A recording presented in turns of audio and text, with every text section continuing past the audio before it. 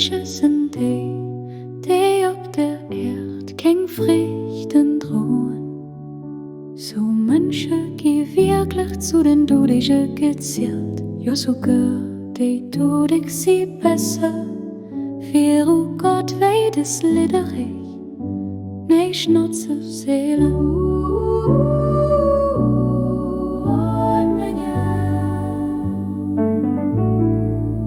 Die unwürdigsten Menschen sind die auf der Erde kein Frieden drohen. So Menschen, die wirklich zu den Todigen gezählt, ja sogar die Todig sie besser.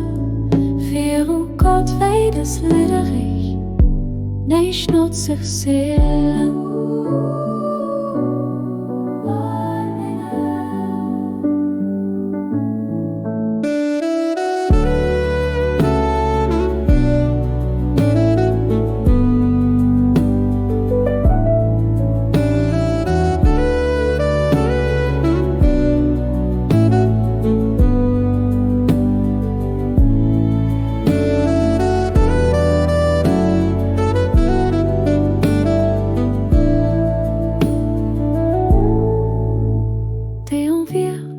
Menschen sind die auf der Erde kein Frieden drohen.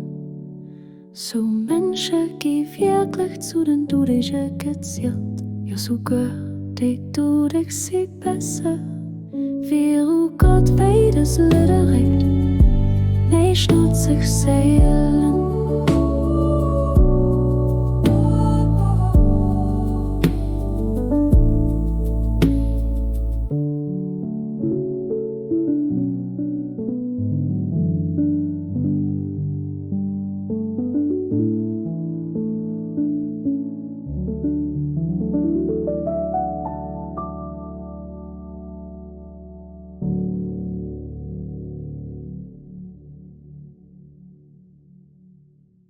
Hallo?